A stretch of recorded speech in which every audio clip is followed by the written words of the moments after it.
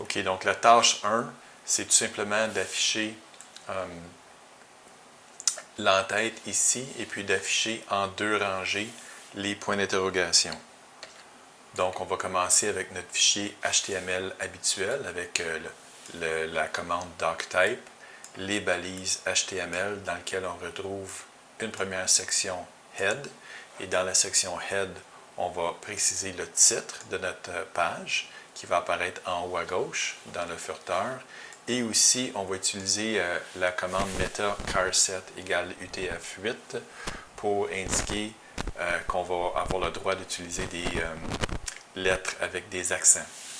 Par la suite, on a la partie qui va contenir le contenu de notre page web dans la section Body.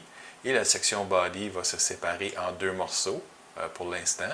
Il va y avoir le header, l'entête, dans lequel on va retrouver le titre qu'on veut donner à notre page.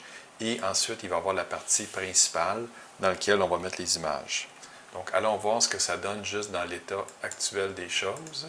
Donc, dans l'état actuel des choses, on voit tout simplement que ça nous donne l'entête et que le contenu est vide. Donc là, on va aller mettre les images. Donc, vous savez que si on veut afficher une image, on utilise la balise HTML IMG et on doit préciser la source de notre image avec SRC. Ça arrive souvent qu'on fait une faute. Ici, on écrit SCR et puis là, l'image ne s'affiche pas. Puis là, on cherche pendant une demi-heure. Donc, assurez-vous que c'est bien écrit SRC égale. Et puis, entre guillemets, ici, on a le chemin pour se rendre à l'image qu'on veut. Donc, ici, il faut se rappeler que l'image se trouve dans un sous-répertoire qui s'appelle Image ici. Donc, l'interrogation est ici dans un sous-répertoire qui s'appelle Image. Donc, il faut le spécifier ici à la ligne 14.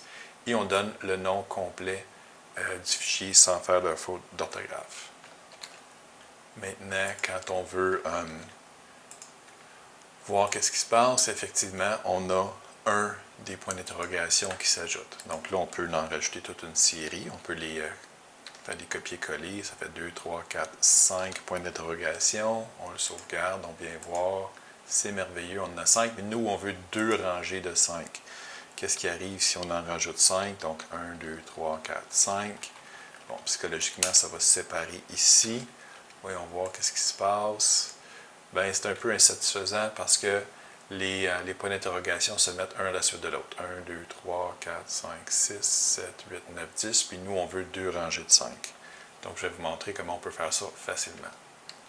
Donc, ce qu'on veut, c'est une division, okay, une forme de rangée. Donc, on va aller indiquer avec la balise div qui nous permet de regrouper des blocs semblables ou des blocs qui ont une forme de logique ensemble.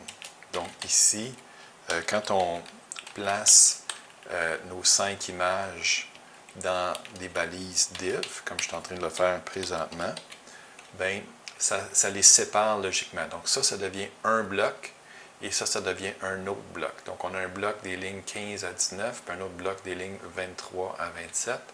Et puis ces 2 blocs-là vont être traités de façon distincte et ils vont se trouver dans des espaces différents sur la page web. Donc, si je fais un rafraîchissement, on voit effectivement qu'on a obtenu les 2 lignes